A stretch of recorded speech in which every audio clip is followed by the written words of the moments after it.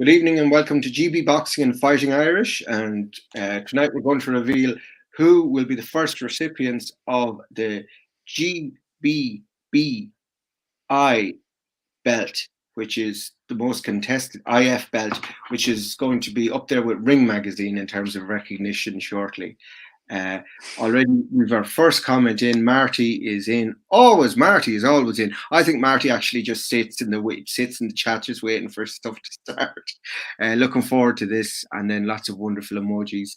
Oh, look, and who else is joining them? Oh, it's our other good friends from the north. It's Stephen McGurr, Senior, and he says good evening as well. So with that formalities out of the way, hello Adam and hello Luke. Let's kick things off, and we're going to. What we're doing today is we're 4 pro champions of every division, and there's a million divisions now. There's light welterweight, there's ultra light welterweight, there's I can't believe it's not welterweight, and then there's utterly welterweight. So now we're scrapping all of them, and we're going back to the original Hateful Eight, and the boys are going to give us their. We're going to trash around a few names. Boys give us their ideas, but only one champion in each of the division of the GBIF boxing title. So that was my decision. Editorial decision, I think I made that. Yes, I think that's the one. So let's go. We're going to start off at flyweight, which is great because it's the only one I haven't got one down for myself. I couldn't decide, so I'm going to let the boys kind of talk, and then I'll chip in and we'll see. And I also have Michael, who's out with football friends tonight. So he can't join us, but he's given me his list. So I'll be reading out what he says unless I don't like it, and then I'll just ignore it and give something else. So anyway, we're going to kick things off at flyweight, and we'll kick things off with Luke. Luke, who is your guys at flyweight?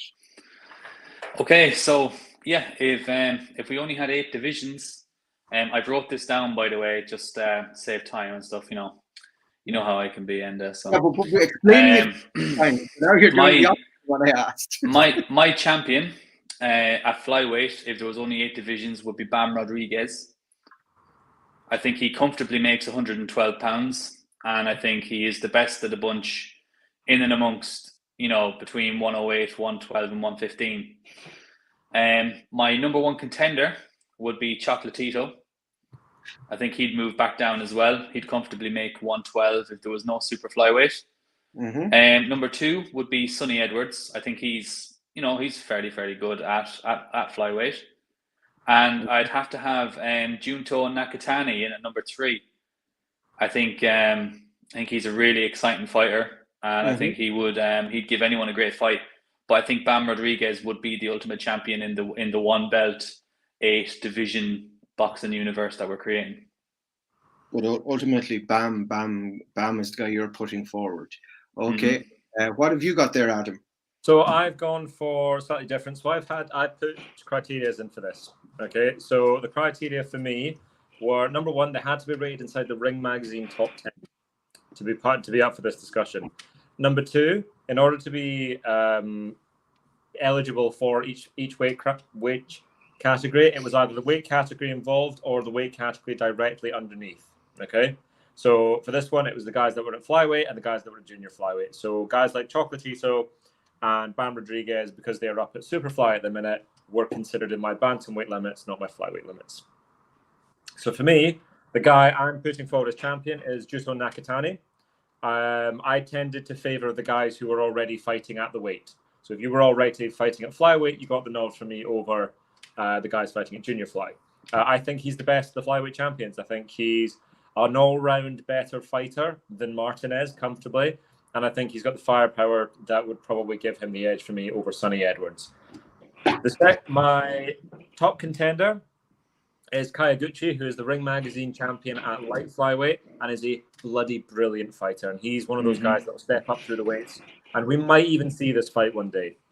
Then I have Sonny Edwards in at second, because I think he'll dance ring around my number 3, which is Julio Cesar Martinez.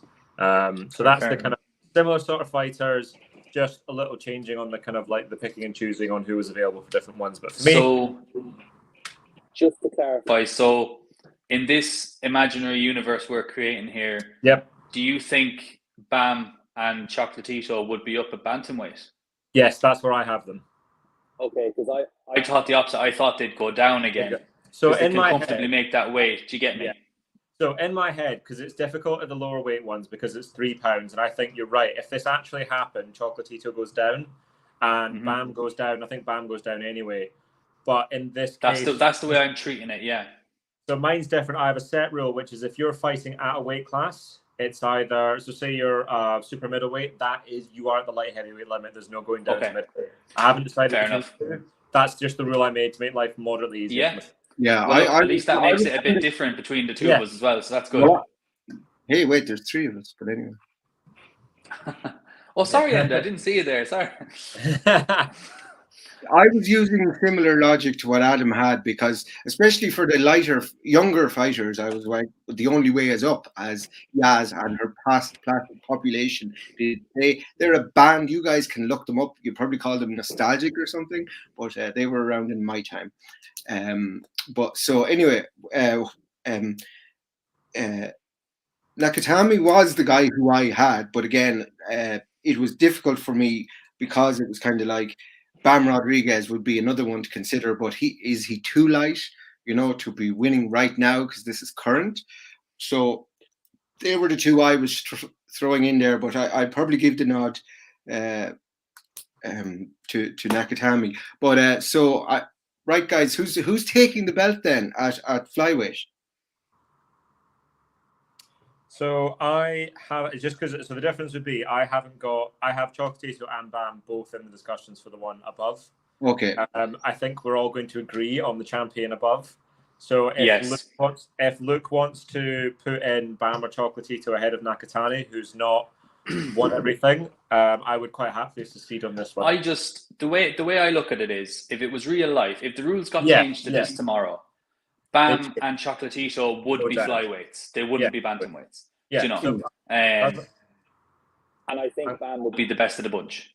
Yeah, I'm quite happy to succeed to that. Yeah, well, I'd mention Bam as well. So I think we're going to crown Bam the flyweight champion. So there you go. To be honest, I think we'll see him as a flyweight before too long. I do think he will go back down. That's what I'm reading as well. Yeah. Well, that's why I had included him at that point, and not because I didn't want to put him in with the next person, because well, we all have the same guy for the next one. I think well, wasn't exactly a heated discussion, but the flyweight champion for the GBBFI belt is Bam Rodriguez, and I interviewed him, so not biased or anything there, but got my vote. Now we go on to I think this is going to be the most highly controversial one, and we're going to be butting heads all evening on this. But I have to remind you guys of the time limit on each. But now we're going to bantamweight. Yeah, so my number one. Oh, go on. Adam? Oh, is it me? Yeah. So for me, the bantamweight limit was basically those at Superfly, so £115, and those fighting at £118. Those were the ones in there, and again, you had to be on top. You had to be in the top 10 of the Ring magazine in order to qualify for this. The champion for me, and probably the champion for everybody else, is the second best fighter in the whole of boxing. It's Naoya Inoue. This wasn't a particularly close one, but given the fact that he was fighting at the higher weights. He has 3 of the 4 belts, and he'll hopefully be fighting December 13th against Paul Butler. 2.5 minutes. For the Undisputed Championship. Inoue is just one of those special. We'll be talking about Inoue in 30, 40 years. We'll be the boring people that will be doing that. My number 1 contenders were Roman Chocolatito Gonzalez, who's one of my personal favorites of all time, Bam Rodriguez, Juan Francisco Estrada, and the underrated Ioka, who's the WBO super flyweight champion. All the super flyweights are bloody phenomenal, but nobody's as good as Inoue. Yeah. Luke, you can go second this time. Yeah. So I have Paul Butler as my number 1. I'm joking. Naoya Inoue is the champion for me. Yeah, 100%. My number 1 contender is Juan Francisco Estrada. He moves up, and I think moving up would be really healthy for him. I think he's quite big. He's 5'7". He's got a long reach, and I think he'd do much better at bantamweight as well as he's done at Superfly. Number 2, I have Gary Antonio Russell. I think he is a serious fighter, and he just pips my number 3, who was the same as yours, in Kazuto Ioka. I think the move up for Ioka would be a bit more difficult than for Estrada. Be 5 with the fifth weight class. Yeah. So it could be a stretch for him, but he's fantastic. He's fighting New Year's Eve again, isn't he? He's fighting Joshua Franco, which is Bam's brother. Yes. He's unifying. Yeah, that's right. That's going to be brilliant as well. So that's like a tradition at this stage, the New Year's Eve fight for him. Yeah, I think it is a big thing in Japan, New Year's Eve boxing. Excellent. But yeah, so he'd be my number 3. Now, I say that because I think Gary Antonio Russell is very skilled and he's a natural bantamweight. So that's why he's my number 2. But yeah, anyway, all the way. Yeah, the only downside with the Russell family is they're generally part-time. Okay, yeah. Now I'm going to open my thing by saying, first of all, I completely disagree with Adam, what he said about Inoue. He said he was the second best boxer at the moment. No, he's number 1.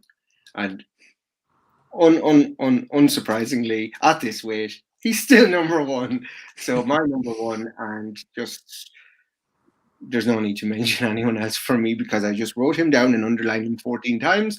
And so it is Inoue. He's the best boxer that I have. I want to see him in the flesh, and I'm raging. I missed the World Boxing Super Series in Belfast to get to see him because just things didn't work out that day, and I ended up not going. And it's just one of those things I regret in life because I don't know when he'll be back on this Shores to box unless he does us all a favor and gives us 3 minutes of magic. But I don't know where that's going to be yet. So yeah, Inoue I think has just been unanimously crowned champion at bantamweight. So he is the GBB IF bantamweight belt holder. There's too many B's and F's there for me. I'm tripping up over them. So that was a very big discussion. So now we're going to move up to featherweight, and I'm going to get Luke to kick things off now. Okay, so this one actually might be a bit controversial. I think Stephen Fulton would move up and become the featherweight champion if there was no such thing as super bantamweight.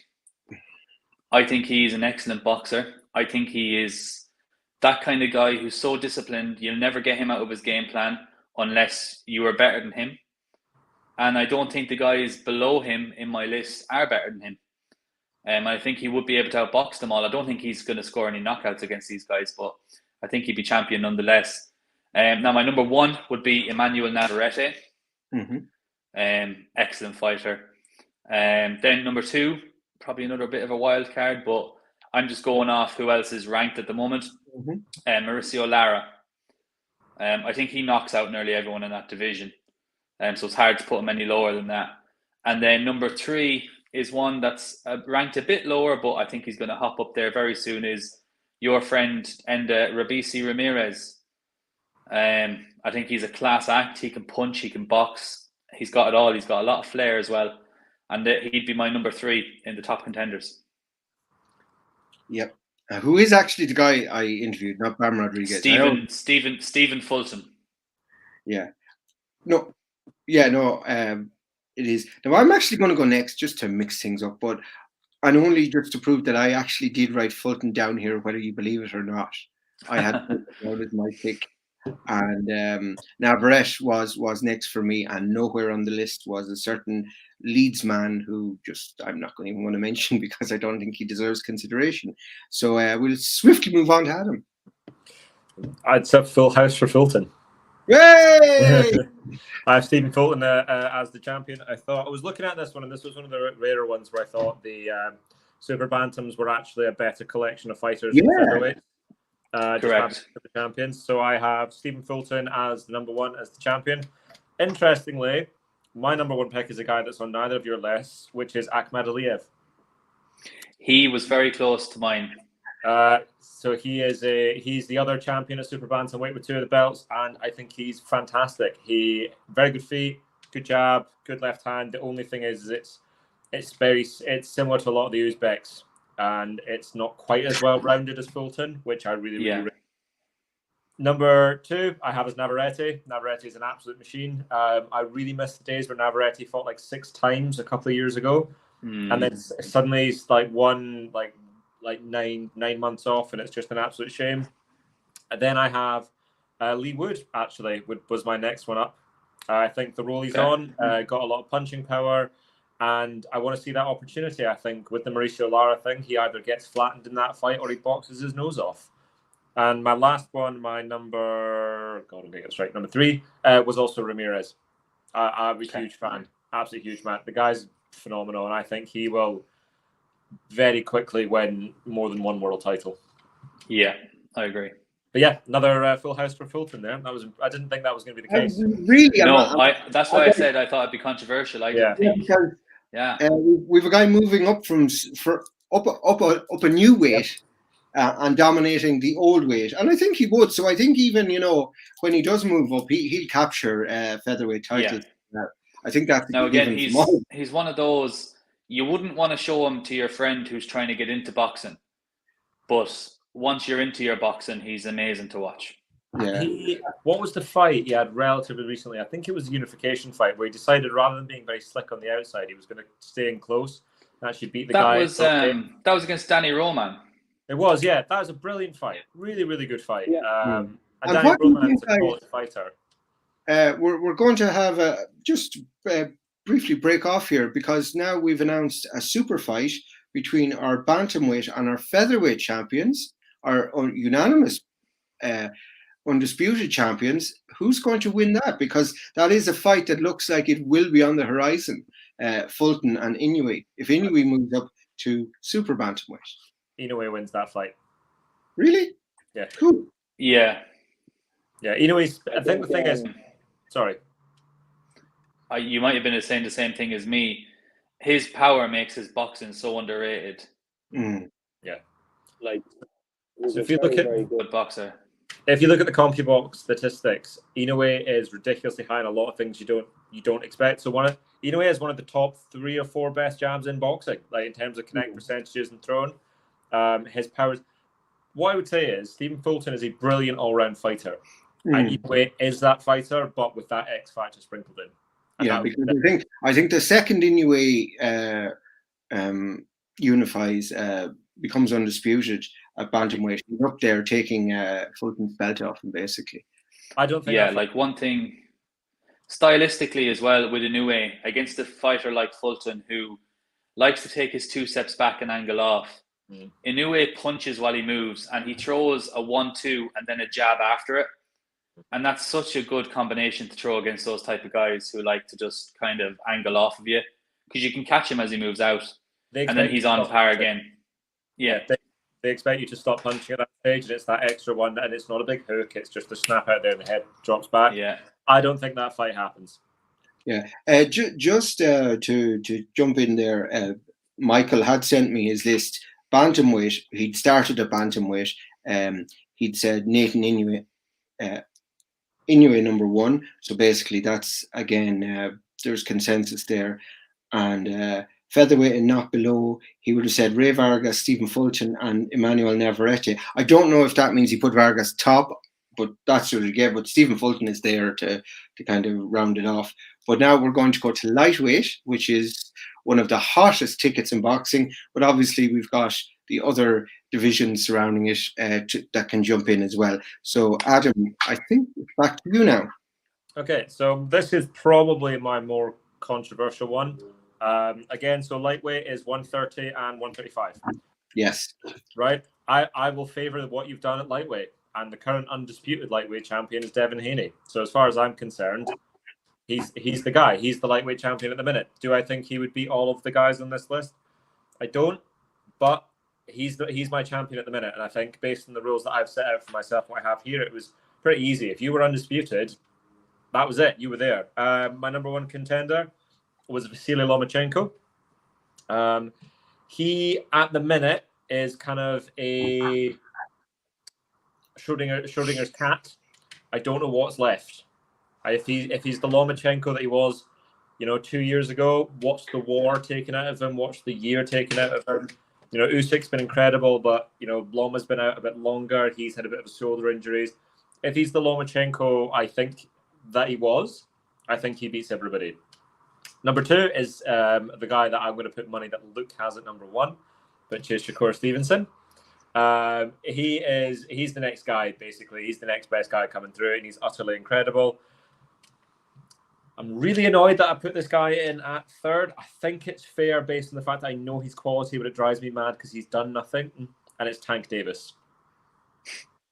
He's just not done enough. I know he's brilliant. I can see it. I can see it there, but he's just not. You're ranking him above Lomachenko.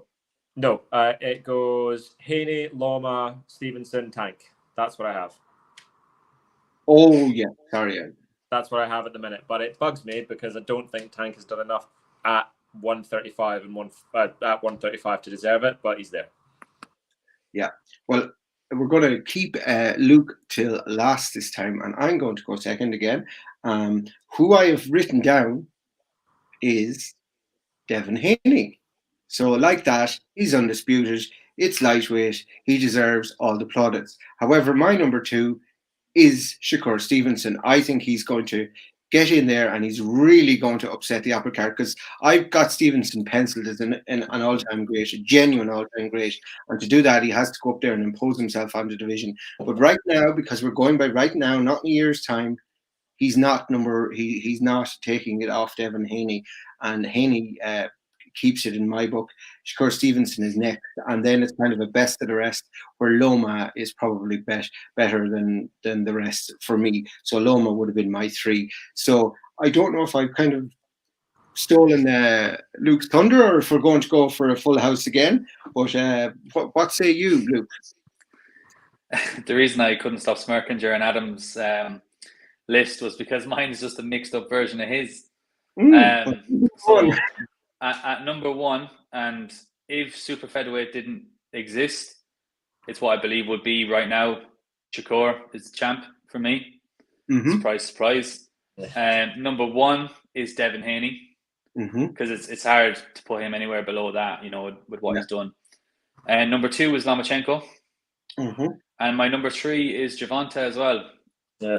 Let's be real. If light welterweight didn't exist, he wouldn't be up at welterweight. He'd be down in lightweight. And because of what he's got in the locker, and as well as what he's done, not so much at lightweight, but through his career, like the Pedraza win especially.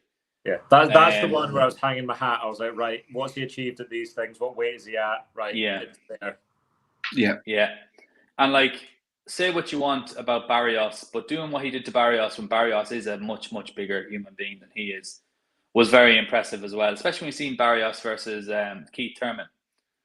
You know, so Gervonta, he's got it in his locker. And just about Gervonta, it looks like it's signed and sealed for him versus Garcia as well. I hope that happens. If that happens, I think he'll mess Garcia up big time. Well, I think it's needed. As I said, of the original Fab 4 that were there at lightweight, I would consider those 3 and 4. You know, okay. The other guys were 1 and 2 for me. How I'm going to give Michaels now, because what it does is creates a tie, because he went for Stevenson number 1. So with Luke, he's gone for Stevenson. Number 2 is Devin Haney. So again, that's like Luke and reversal of myself and Adam. And then Loma and Davis was then 3 and 4. Oh, so his was the exact same as mine. Yes, in fact. Okay. Sorry. I expected the cog or copy homework. I'm just going to pull Stephen Maguire's comment in here. If there are only 8 divisions and 1 belt, there's a good chance Shakur hasn't even fought the title fight yet. Oh, that's not what I expected that to be written there. I don't know if I agree there. I'm going to have to he was going to plug for Stevenson. Yeah, I'm going to respectfully disagree on that, given Stevenson's won a belt at 126 and 2 belts at 130. I think what he would say in Stevens' defense, because of who Shakur is, if there's only 1 belt in 8 weight classes, unless you're mandatory, are you giving Shakur a shot? Yeah, that could be another I way think of that's probably that. what he's going for here. Yeah, I would agree with that, certainly. I think. I actually was putting forward Shakur, and that was kind of breaking the tie. So, guys, now we've got to thrash it out. Who are we giving it to? Are we giving it to Haney, or are we giving it to Shakur Stevenson, the guy who hasn't fought at this weight? But again, that's not really fair on him, because now he has to fight at this weight. The other weights aren't available to him. So My case would simply be Devin is the undisputed lightweight champion right now, and if that's what we're going off, it's hard to argue otherwise. Fair. My only argument is on Shakur, because he had that option only been available to him, would he be the champion right now? Probably if he had the fight, but it hasn't. Yeah. happened. So my argument for Stevenson is, if they fought head to head, who do you think's winning? Mm-hmm. Yeah, I think Shakur. Stevenson. Yeah, but I think right now it's not like you said earlier on. It's not in the future. It's the no. But if we're fighting right now, who would win? Yeah, here and now, Haney's the champ. So that's who I would put my vote for. Well, I said if they're fighting right now, there's a box off now. We're having a box off. Box off right now. I think Shakur beats Devin.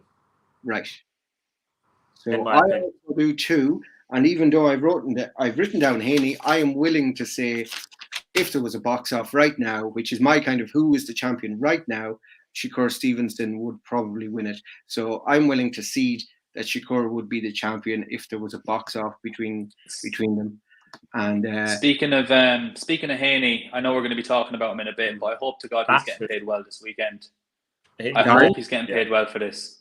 Yeah, because this is a farce. Well, yes, nobody wants to see it, and that's really it. Now, Stephen McGurr there said, yes, Adam, he ain't fighting Shakur unless you have to, and then he's followed it up with using Hagler as an example. He was the best heavyweight even before he won the title. If you read the book about Hagler, where the guys get to fight just in Philly, it's crazy, and where they were like at one stage, I can't remember who he was willing to fight, but the guy was like, "Listen, you've got to win this fight, because if you've got 2 losses and 2 losses in your record, you can't have a third." And Joe Frazier said, "You've got 3 things going against you. You're good, you're a southpaw, and you're black at the time." And it was just big up Hagler, spectacular. My favorite of the 4. Absolutely. And he is a great example of what we were saying the other day in the group chat, that the belt does not make the fighter makes the belt. Oh yeah, but what I always said was, while at the lighter weight I would go for Leonard, at middleweight it has to be Hagler. You know, so shall we move on to welterweight? Are we crowning Shakur Stevenson then? Yeah, I think so. Are we? If you're going for the box off, then yeah, we all agree that Stevenson. Okay, so Shakur takes it. Okay, now we're going to move on to the next weight, which is welterweight. Now, I think this is going to be one where there's little disagreement, but maybe I'm wrong. So, who kicked us off the last time? It was. We'll go back to Luke. So. Okay, so no need to ask who my champion is. It's the number 1 pound for pound fighter in the world, Terence Crawford. Anyways, is the champ. Number 1 is Spence. It's unfair to give him anything less than that, given his accomplishments. Number 2, I have Boots Ennis. And number 3 is, if I was in charge of this man's career, I would have him come to welterweight, and that is Brian Castano. He's not the biggest guy in the world at light middleweight. I think if light middleweight didn't exist, he wouldn't be big enough for 160 to contend. Yeah. So I think the smarter move for him would be to boil down to welterweight. And I think he'd be the top 3 welterweights in the world if he was down there. He's a nightmare for anyone. And we see him against Charlo. You know, obviously Charlo got him in the rematch, but you know what a performance that was in the first fight. And he's an excellent fighter, excellent chin, excellent engine, can punch a bit. I think he could mix it up with the best of them at welterweight. Absolutely. So what say you, Adam? I agree with him. I think Bud's phenomenal. I don't agree he's pound for pound number 1, but Bud's the best fighter at that weight. Yeah. He's utterly incredible. What he achieved at 140, the fact that, in my opinion, the reason that the Spence-Bud fight hasn't happened yet is the PBC side don't rate Spence's chances. Exactly. I think that's the delay. I think Spence has had the better career at welterweight, and I think he rightly is ranked higher by some of the bodies because he's got better wins. But just look at Bud. Bud's one of those guys, a bit like Inoue. I'll come back to him 10, 20 years. He's utterly incredible. Yeah. Number 3, Spence. Like you said, we can't have him any lower. Spence is brilliant at a lot of stuff. Really solid all-round fighter. I just think Bud's special. Spence is massive. That's the one thing I will say about this. He is bloody huge for a welterweight. At number 2, I have Josh Taylor because it would be offensive not to, given where I am. I'm like 10 minutes down the road from where he fights, so I've got to look after that. I think Josh. Which is new trainer. Do you know what? At least it's not Ben Davidson at this stage. I was going to say, like, I mean, if anything ruined that guy's career, it was that bloody trainer, you know? The thing with Ben Davidson, right, is he gets too much praise and not enough praise, and there's no middle ground. He's done a brilliant job with Lee Wood. Like, he has. It's just that's not Josh's style. And I think Joe McNally, who we said was going to be the guy a little while ago, if you look at who his fighters are, like Liam Smith, they're very tight, very compacted, very aggressive. That is what Josh needs. Yeah. If Josh is happy and being aggressive, Josh is a threat for anybody. Well, yeah, I mean, Josh Taylor, aggression, the two go together, like, you know. Yeah, it's got to be. So I think Josh is now going to go from one of those things where Josh is one of the top 10 fighters in the world. And because he lost the fight to Castro, irrespective of a decision, I think he's now underrated. And I think he'll come back and win a title eventually at welterweight and show everybody just how good he is. Number 3 for me was Boots. There's your generational talent. He's the next Crawford. I think he's incredible. It's a little harsh on a couple of other guys where I was like, you know, say, I don't know, a pro grade or something like that, but you just can't look past Boots, can you? No.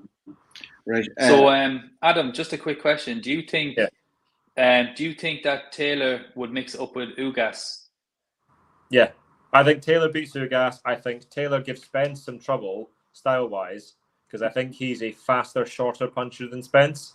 It's just whether physically it would go in there. The one fight I've never liked for Josh is Bud. Yeah, well, that's the one fight I've always thought that's a bad style matchup. But I fancy Josh. Certainly, I think I've always thought he gives Spence a hard fight. I think he, in my opinion, would beat Ortiz. Or he would beat Ugas. And he would tell you exactly how special Boots Ennis was.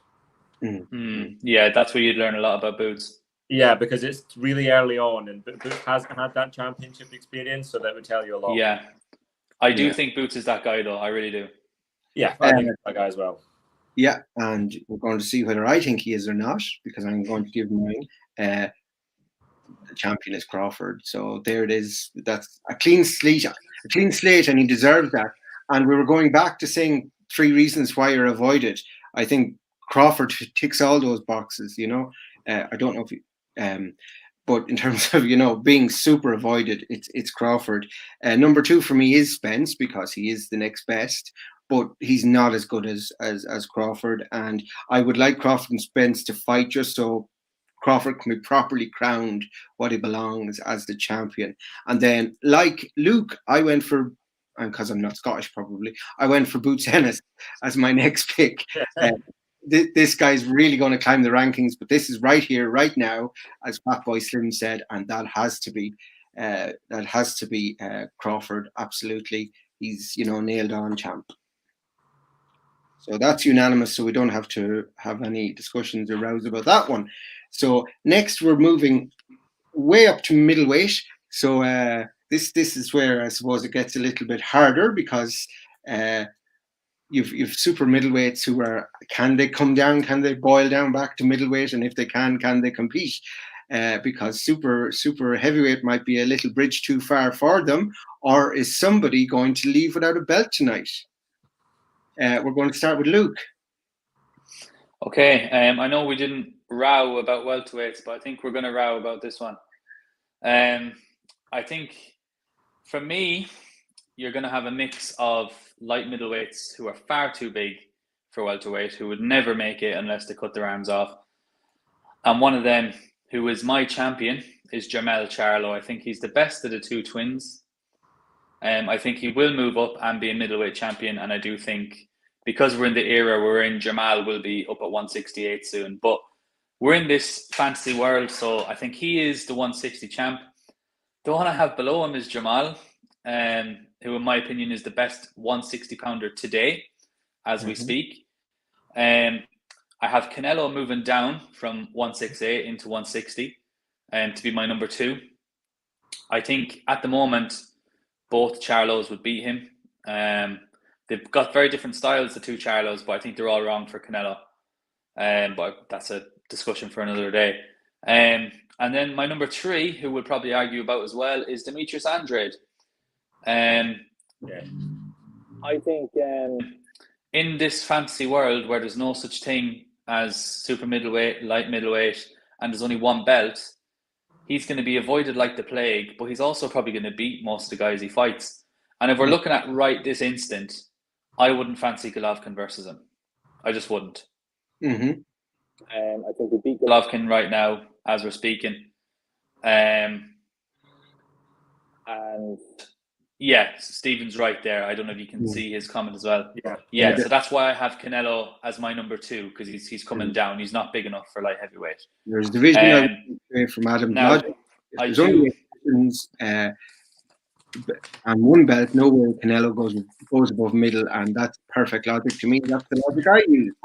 I do have a note written under here, and I'm going to show you what I wrote underneath middleweight, because so most unsure about this weight. See it there, right?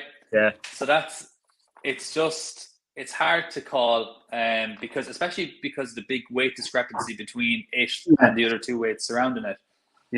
But look, I think personally Jermell Charlo, not Jermell, is the future. He's going to move up and he's going to be the middleweight champion, I think, soon. And Jermell is going to move up and do the same as super middle. But that's why I'm making Jermell my champion in this fantasy world, if it weren't today. Okay, Adam, you can go next. Cool. So I applied the same logic. So I'll tell you from the start, Canelo wasn't eligible for this, for me. It was basically fighters that fought at 154 or 160. And we're not going to argue. I have Jermell as my champion. Wow. He's the best. Basically, I had a little look at them, right? And I think we've discussed it before. I'm not impressed with any of the current middleweights at all. I haven't been impressed with Jermell in any of his defenses. Demetrius Andrade is just one of those guys where I'm like, I can see it. You haven't produced it. And I'm not giving you credit because I think you might be good. He's had enough. And his big problem is, in the fights where he could have made a noise to get the big fights, he hasn't done it. He's cruised. So as far as I'm concerned, Andrade didn't even make my list. Fair. So I think Jermell is one of the most underrated and underappreciated guys in the sport at the minute. His run for Undisputed 100%. At 154 was utterly brilliant, and his rematch win over Castano is one of the best wins in boxing at the minute, given how good Castano is. Main challenger I have as Golovkin. So Golovkin is still rated at middleweight on the rings because he has 2 belts. Now, at middleweight, again, where most of my favour went, he is the best win, which is an utterly ridiculous statement in the last 2 years. Golovkin's win over Rata is better than anything Jamal's done, and then anything that Andrade has done. That's why I had Golovkin there. I would have picked Golovkin to beat everybody at middleweight up until that Canelo fight. I'm now less certain on that, but I still have Golovkin as number 1 challenger. I have Castano as number 2 because I thought he won the first fight with Jermell, personally. So did I. I thought he was really, really good. I think he was super unlucky, and I thought he won it. So I have him at number 2, and then at number 3 I have Jermell. Okay. Because the Yannisbek was the other one I was considering, but he hasn't done enough in his really early reign as a titleist. So I agree, Jermell is my middleweight champion. So do you think Jermell's performance against Derevinchenko wasn't that good? I was impressed by that, how he did shut Derevinchenko down. I thought that was his best performance to date, but I wasn't blown away with it. I thought Derevinchenko was good, but I think he had notably lost the step from his fight with Golovkin. I think that took a lot out of him, and there's a moment in that fight where I think he can get him out of there, and he doesn't. And then the Montiel fight... Yeah, he did have opportunities. And then the Montiel fight was particularly disappointing. It was, yeah. And was it the Korobov? Am I correct on this one? Matt Korobov, I think so. Yeah, and that was another one where I wasn't particularly impressed. So there's been a succession of fights where I'm not impressed and he's not fighting enough. Karabov has to be the most unlucky man in boxing at the moment, I think. Anyway, before we get too deep into that discussion, Yes. I'm going to give mine, if I could. So, surprisingly or not, this is another one that's got a unanimous decision. So I've also gone for Jamel Charlo. So there you go. And just to prove it's not what's that called? Back, whatever. There it is, Charlo. And can you see that? I don't know. I have written Charlo down. Oh yeah, I see Charlo. Yeah. Yeah, you might have now seen my lightweight and heavyweight boxers, but I don't care. I just wanted to prove I did have Jamel Charlo down. And next, I had just because it'd be unfair not to, I had Canelo as number 2. Our number 1 challenger, I think the way you're putting it. And the only reason I did that is because for him to boil back down to middleweight now would take so much out of him. I don't think he'd win against Jamel, the one that we're all saying. After that, maybe it's nostalgia, but I've given it to Triple G. He's my number 2. And then number 3 was the other Charlo brother. And nowhere did I mention Dimitri Andre. Let me just emphasize that. Michael, on the other hand, he's gone for at middleweight. Now, I don't know if this is any particular order, but he said Canelo. And then Benavidez, who hasn't got a mention, Charlo brothers and Andrade. So that's like 5. So we're going to knock him off because he doesn't count. That has to be Jose Benavidez, surely. I think he means David. I think Michael's decided that a one-legged David Benavidez is better than a 40-year-old Golovkin. Yeah, maybe a no-legged Benavidez. Maybe. Okay, we're no longer listening to what Michael says if he's going to disrespect Golovkin like that. I'll have no Golovkin disrespect. That's a ban. So he's got a ban, and in true boxing fashion, it expires next Monday at 7:00. So that'll teach him, you know. So okay, so it looks like surprisingly or otherwise that one of the Charlo brothers, the good one, has won at Jamel. Jamel, isn't it? The E's Jermell. Jermell, yeah. Jermell has got it then. So we're putting him down there as undisputed. So there's been a few undisputeds, and then there's a few that haven't been. But I think this is another one now that this is going to be completely undisputed. I think. I was going to say this is going to be this surely is going to be one where I think this. I think bar one of mine, this is going to be the same for all of us. I think. Okay, so yours sounds exciting. So I'm going to go to Adam first. Let's have your light heavyweight picks. So light heavyweight again, 168, super middleweight and light heavyweights, with the emphasis obviously being on the light heavyweights. My champion is Artur Beterbiev. He's another guy. He's just absolutely ridiculous. He's an absolute monster. He's the best light heavyweight in the world, and he's one of those people in boxing where I always wonder. I've sparred low-level pros. I've never sparred any elites. I've never been as good as Luke to manage that. I've always thought if someone offered me X amount of money to get into the ring with whoever world champion, right? What would I do and what would I not do? And Artur Beterbiev there is no amount of money on earth you could pay me to get into a ring with that man. It just wouldn't happen. He's phenomenal, and he's an underappreciated boxer for being a murderer. Number 1 contender. Say it again. Say there'd be a murder. Number 1 contender. Imagine a very special taggart. Bivol basically gets a slot above Canelo because he beat Canelo. It's that simple. Yeah. Number 2 is Canelo Alvarez for his undisputed run at 168, and I didn't really have anybody further down. I thought about Ramirez and I thought about David Benavidez. Again, neither guy has blown me away in terms of what they've achieved. If you had to stick a gun to my head, I'm not cutting David Benavidez's leg off, and I'm going to let him fight at 175, and I think he's probably the next guy. Okay, and we're going to go to Luke next. And who have you got, Luke? Okay, so not as different as I thought, actually. So, Beterbiev, number 1 champion. Look, if Bivol ever faces him, he'll have the same fate as everyone else. Beterbiev just too good right now and hits too hard. Number 1 contender is Bivol because he's second best light heavyweight in the world. Number 2, I have David Benavidez with both his legs. He's up there number 2 for me. I think he'd beat Canelo at super middle and at light heavyweight. I like to say Canelo for me is a middleweight. He's just not up there, like really. And then number 3, I have Callum Smith. I think he'd beat Ramirez. And then I think he's obviously from our discussion a few weeks ago, he's the best of Britain for me. Yeah. And I think it is like it's Beterbiev, Bivol, Benavidez, Ramirez, and then Britain. And I just think that Callum Smith is a bit above Ramirez. Yeah. Well, I've exactly the same as Luke there, and it's the same logic largely used. And I did include Callum Smith because I think, like we've all agreed, he's the best British, and since he came up to light heavyweight, he's really stood out for me because I wasn't his biggest fan, but now he's gone up to light heavyweight. He's really shown that extra oomph, and I hope that's just because he's increased in weight and no other reason. So Beterbiev just cleans the board.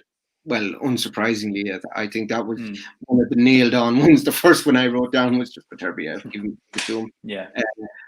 I go with Michael here. Michael has been similar, except because he moved Benavidez. Remember, he chopped off his leg or something, I think Adam said, and moved him down to middleweight. He doesn't feature in his light heavyweight. So he went Beterbiev as the champion, then Bivol, Ramirez, and Callum Smith were his other nominations on that.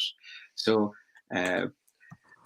Stephen McGurr has just jumped in with a very controversial comment. If Smith strikes at the right time, he could strike gold. Is he saying? I 100% agree. We've had this discussion. Could he beat Beterbiev? He could. In 18 months. He could beat it, yeah. Right now. He could. He could. The thing is, the one thing Beterbiev has shown, the only chink in his armour is he's not got a cast iron chin.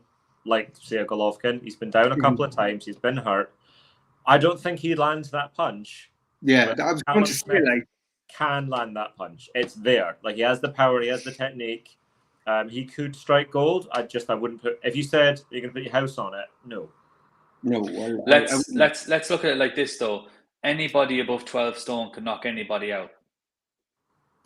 Do you know what I mean? Yeah. So it's not preposterous in the light heavyweight division for anyone to knock anyone out. It's not. No, but you'd have to be in that position, and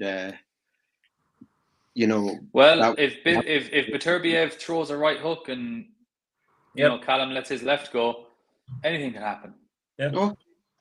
So with that said, we now move on to the blue ribbon division, the heavyweight division, and I wonder will be their division in the discussion, and there may or may not be, and I've mine written down and I'm not changing it. No matter you go what. First, Enda. Yeah. Okay, so my contenders, because I'm going to build it up to number 1. My contenders were I'm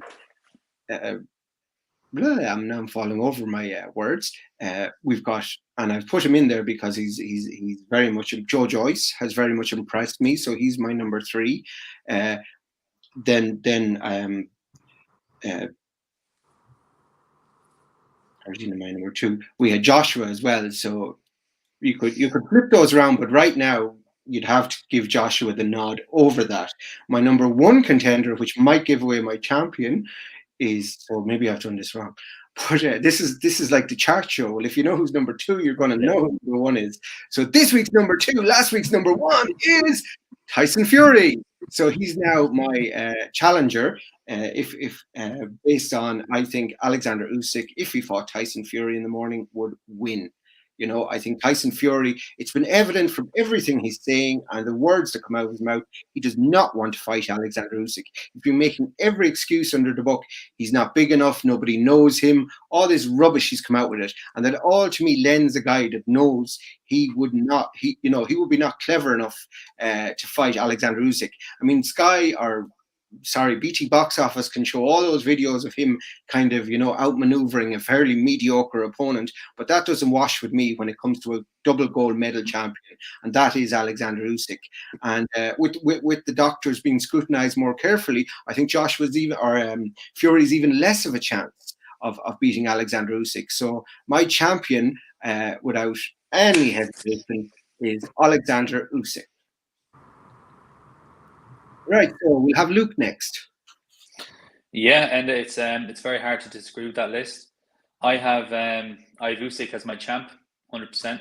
Agree with you totally.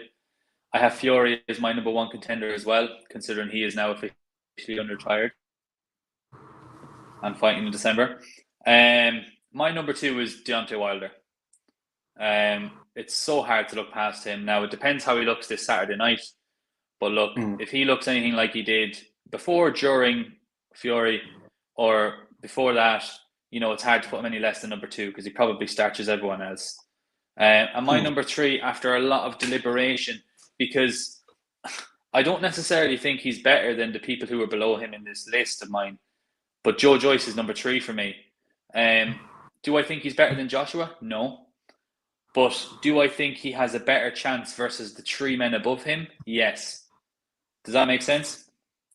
So I get it. I really do, because I think if Joe Joyce fought Joshua right now, I think Joe Joyce would beat Joshua. I think styles make fights and Joshua would beat Joyce, but I think Joyce is a harder night's work for anyone else than Joshua is.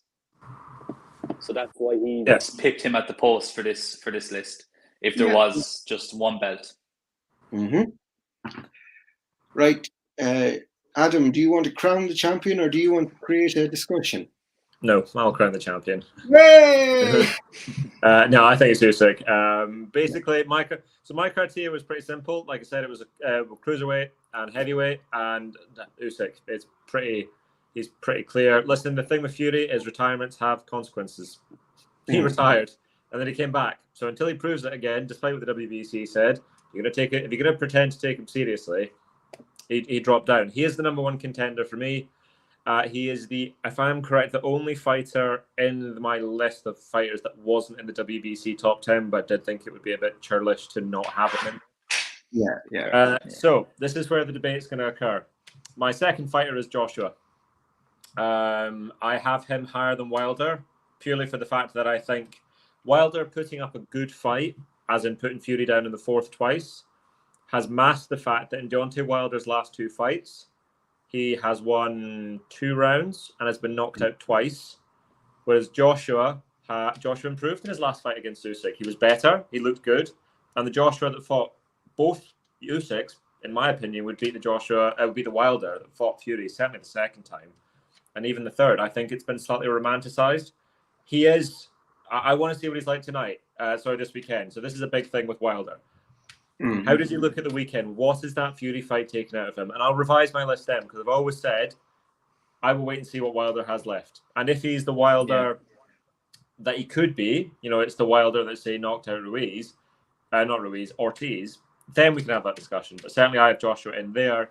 And then again, Joyce is number 3, because I still think the Parker win is a better win than Ortiz, and he hasn't had that win in a while.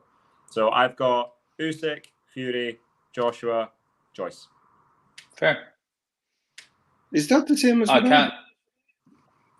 It is, Hey, Adam agreed with me. He's copying. But, so can I just, I'm going to pop in there now with Michael's list. So he is a different champion, but Usyk's still unanimous because he didn't turn up, so he doesn't get to vote. So Tyson Fury was his number 1. Then Usyk, Joyce, and AJ were following that up. So again, no place for Wilder on his card either. So Stephen McGurr has jumped in, and I think he's commenting on this weekend's fight. He goes, "Must fight for Wilder. I think it's over in 2 or 3 rounds." I wouldn't disagree at all. If he can knock Helenius out in 2 or 3 rounds, that's a statement. Yeah, that is a statement. I think because Helenius is coming off obviously 2 wins over Kawanaki, so I think that masks the fact that Helenius is not great, and I think he's designed to make Wilder look good. But yeah, knocks him out in 2 or 3 rounds, that's a big statement. Hellenius is super fit though, and if you let him get in on you, that's a torrid night's work. Yeah, that's if you let him get going. And I think Stephen's right. I think if he gets to him early, then he'll be like, "No, I don't fancy this." Like if you I know it's unfair because styles make fights, but if you punch for punch, we'll say, Joshua wasn't really able to put a dent in Brazil, for example, until he knocked him out. Yeah, but that was what 8 rounds in. Yeah, it was stopped, wasn't it? He didn't KO him. Yeah. Whereas Wilder just I mean, Wilder can do that to anybody. Nobody punches like Wilder. And that's why I can't look past him as the second best contender. And until someone he did knock out Fury in the first fight. Fury was knocked out. Regardless of whether he got up before 10, he was out for however long he was out. Yeah. And I think Wilder, again, if they fought a 4th time, I still wouldn't bet against Wilder. It's bet against him. Yeah, it's so hard to bet against Wilder with that punch in the heavyweight division. But I think that actually worked out really well, boys, and we agreed. More than I thought. Most of it, yeah. More than I thought. I was actually really happy with how that turned out. The things that we've got, what's that called when everyone starts thinking the same because they've been in the room for too long? It's like a hive mind. Yeah, yes. I didn't think we chat way too much for us not to gradually start to agree on these things. Yeah. So, but when we do disagree, we're not afraid to say it either, though, which is always good. Yeah. Well, no, I don't think on 2. Was it lightweight and flyweight? Sorry. Both. Yeah, those were the 2 we disagreed on. Yeah. So we agreed unanimously on 6 or 8. So we're going to run through them again. At flyweight, we crowned Bam Rodriguez the champion. At bantamweight, it was unanimous for Inoue, which was not unexpected. It was perfectly. At featherweight, we had Fulton, which was unanimous and was a little unexpected. Then at lightweight, we had Shakur Stevenson, and that was, I think, one of our few disputed ones. At welterweight, it was completely and utterly slam dunk for Crawford. Then at middleweight, we actually had a unanimous Jamel Charlo. At light heavyweight, Benavidez just absolutely took the ranks. And at heavyweight, Usyk won a unanimous decision as well, didn't he? Yep. Yeah. What were the 2 disputed again? It was Haney versus Stevenson, and it was Nakatani versus Bam Rodriguez at fly. Yeah. Oh, yeah, it was the first. No, yeah. So there you go. That was a pretty. I have to say, I think the biggest difference was Castano between me and Adam. Yeah. Because Adam had him up at middle, and I had him down at welterweight. Welter, yeah. But I do think he could make welter though. I really do. He's not the biggest of guys. No, well, I just think it's one of those ones. If you've been fighting that weight long enough, do you want to? Yeah, well, that's the truth. Yeah. So will we go on to next weekend's action or this weekend's action? That's exactly what I was going to say. And given how that ended far sooner than I thought, because I think we've so much consensus. We're going to preview this weekend's action, not the women's bout, because we have done that already. So you can link back to that, because I think given it's such a short space of time that nothing will have changed anyone's opinions on it. Would I be right? Yeah, still Shields and Baumgardner. Yeah. Although I do want to say, myself and my mates were joking about a Queen Elizabeth belt by the WBC, and then literally a few days later they brought one out. We live in I live in a ridiculous island. But I don't think they even sought permission or anything. I just think it's the WBC. Like me and my friends joked about it, as if wouldn't it be so ridiculous if they did this? But then it went and happened. And I don't think it's been authorized by the palace whatsoever. And I think if the palace found out about it, they'd be like, no, just no. I have nothing productive that get me in a lot of trouble to say about this, so we should move on. Yeah, absolutely. So we're going to the men's fights, and I think we touched on it earlier, but Wilder's fighting this weekend. So, guys, what do you make of that fight? I think it's the fight that'll tell us what we've got, basically. I think this is what we are. It's right. What has Wilder got left? He had a good chin. He's got a really good chin. Is it still there? Does he still want it? Is he dynamic enough to be able to throw that right hand? At some point, he's going to lose that fast twitch, and that's where the power goes. It's not clubbing like a George Foreman. It's explosive. is he going to lose that? And I think Helenius is the perfect guy to test that because he's a big lump that he won't be able to miss. So in theory, poor Robert Helenius could be decapitated, but it'll tell us exactly what we've got left from Wilder. I think it'll be one of those ones where I think he might struggle a little bit just to get his timing, and then by about round 6, he'll knock him out. Very good, very good. And what say you, Luke? Yeah, I completely agree. I think he's been working on a lot of stuff with Malik Scott. Malik Scott's got a lot more time with him this time. And I do believe we saw a lot of improvements in that third fight from a technical point of view and a strategic point of view with Wilder. Especially that jab to the body, that was nice. And setting up his shots more. And I think if he can just take his time with Helenius, try and be a bit calmer, I think he will get him out of there around the 6th round mark.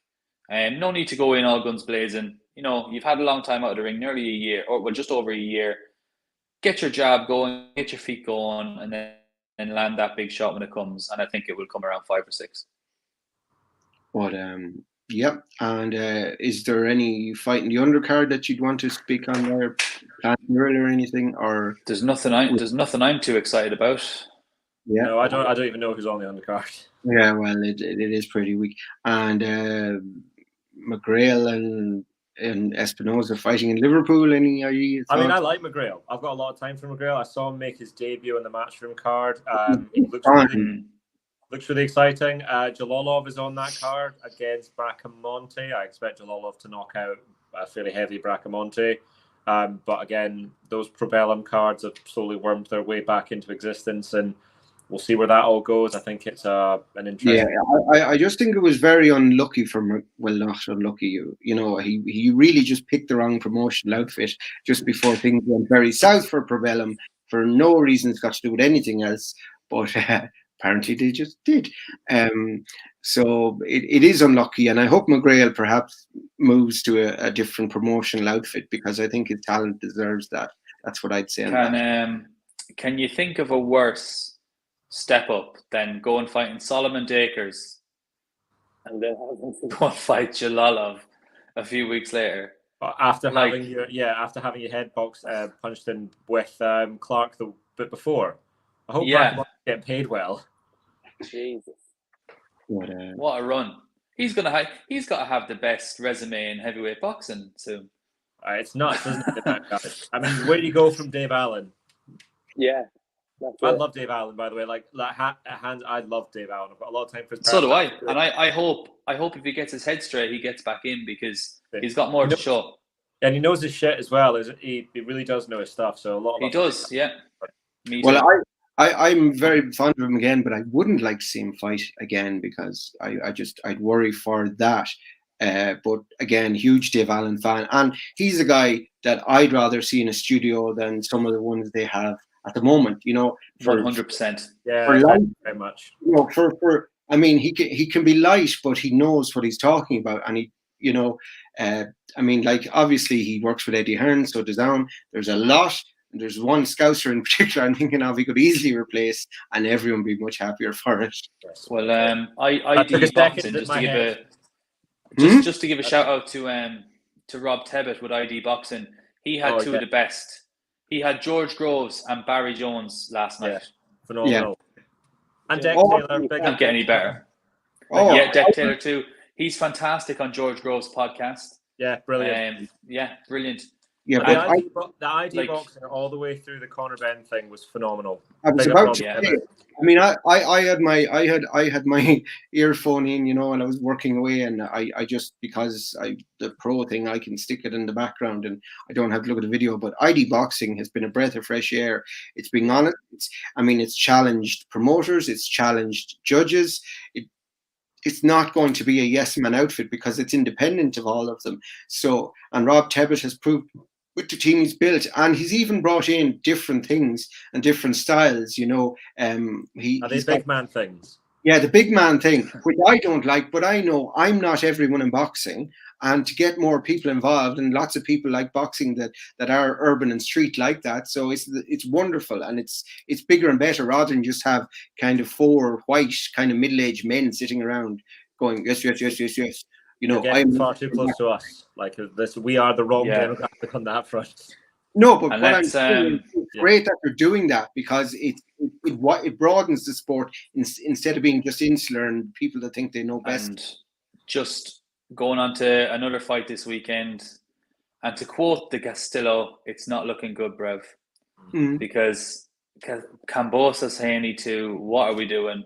What are they doing? I almost forgot about that because the last fight was so bad. It'll be the same. Haney wins 12 rounds. Oh yeah. This is where there needs to be a criteria made where if there's a rematch clause, if the first fight's not close, that gets demolished. Yeah. But then what happens with the Fury Wilder one? This is the argument, is like people go, well, the second fight wasn't there and the rematch happened on the third and obviously it didn't deserve it. Yeah, but the second fight still had more than the first. Stop unwrapping treats. Yeah, like it's when you start bringing the law into all these clauses, rematch clauses. Yeah. Like I genuinely think it would happen because I didn't think it would be financially viable to run it again. I thought that it's legally binding. Well, they're doing it. They're doing it in the Marvel Stadium again, aren't they? Which is 55,000 capacity arena or stadium, I should say. And look, Haney's probably gonna try and stop him this time, and I hope he does. If I was Haney, personally, if I was him, if I was in his shoes this week, I would be gunning for the knockout. Absolutely gunning for it. Because if you give that crowd, Kambosos' crowd, any excuse to say, "Oh, we won," they will. Yeah. And like he didn't win a round last time in my book, and they were saying, "Oh, it was close. We could have won that." Dreadfully one-sided. There was nothing about that fight I liked, to be honest, and I've no. You could have literally chopped Haney's right hand off, and he would have still won that fight. But he is such a brilliant jab. Like I know we all like a go at Haney. That jab's fantastic. Well, sorry, that wasn't meant to have a go at Haney. It was just the wolf in class. That's my complaint of Haney, and it's a complaint I have a lot of fighters who are that talented and that good, is they don't try and move things on. It's very much a case of, I know what's working for me, repeat. And it was my complaint about Floyd when he became Money Floyd, is I knew what I was, but I would never. Basically, I didn't stay up to watch Floyd outside of the Manny fight because I knew what I would get. Kind of like Sonny Edwards and Joe Cordina before he discovered his wonderful knockout power. Well, Sonny Edwards is different because the Methylene fight, the other guy brings danger, and it's a case of is he going to get to Sonny, and that's fine. It's cat and mouse. It's cat and mouse, and I'm fine with that, but I'm not worried about that with Kambosos. Well, no, Kambosos Haney isn't going to be an entertaining episode of Tom and Jerry, is it? You know, it's going to be Haney punching his face in for him as long as he likes, and that's as simple as it is. And if Kambosos has this attitude he says he's going in with, you know, this Greek warrior, he'll get himself hurt. He'll walk onto something. And I hope he does, because I'm fed up of him. And he doesn't he's not good enough. And we've had this discussion. I think you said, Adam, that Lopez. I think you said in the past, Adam, that Yard lost the first fight with Arthur more than Arthur won it. Yes. And to me, that's exactly what I said about the Kambosos fight with Lopez. Yeah, 100%. I agree. Oh yeah. I mean, I don't think he's anywhere. He's not good enough. He's just not. No. Good for him making tens of millions off it, though. Yeah, well, fair play to him. Yeah, I mean, if I could get 10% of that, it wouldn't be too bad. Well, anyway, so look, and that's on in the afternoon, or is that on in the middle of the night again? No, that would be the afternoon, kind of, because it's Australian and. No, but last time it was in American time. Yeah, it was like in a crazy time in Australia. It was on in the middle of the morning. Check on Box Live because they are usually very accurate with their times. Because I know obviously the Hogan fight was on during the middle of the day, but the last time Haney fought Kambosos, it was on nighttime for America, prime time American time. The middle of the morning, wasn't it? Yeah. Yeah. So, in fact, you are correct. It is going to be for US prime time. So it's on. The estimated ring walk is 5 a.m. I'm not getting up to watch it. No, I'm not. Well, unless I can't. Unfortunately, I will be. Why? Because he's a glutton for punishment. Oh, I always do. Unfortunately, I was like, but you've a choice. I think the only way I watch this fight is if I wake up and I can't get back to sleep, I'll turn it on to put me asleep. Fair enough. Right, shall we call it a day?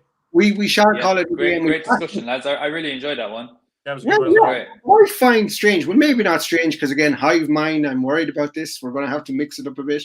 Maybe Mike. Well, he didn't because Michael gave his, and there weren't too many that were that different. You know, for being 4 people, the permutations of us all agreeing were larger. And well, still... in fairness, we'll never agree about who's pound for pound number 1 right now. No, because all 3 of us have a different answer. Yeah. Well, two of us are wrong, and I'm still right. It's Inoue, and that's it. So, on that point of Inoue being the pound for pound number 1 of GB Boxing and Fighting Irish, he gets the pound for pound belt that I've decreed on him right now before the lads can say anything. Thank you. Good night. Slán. See you later, boys. Cheers.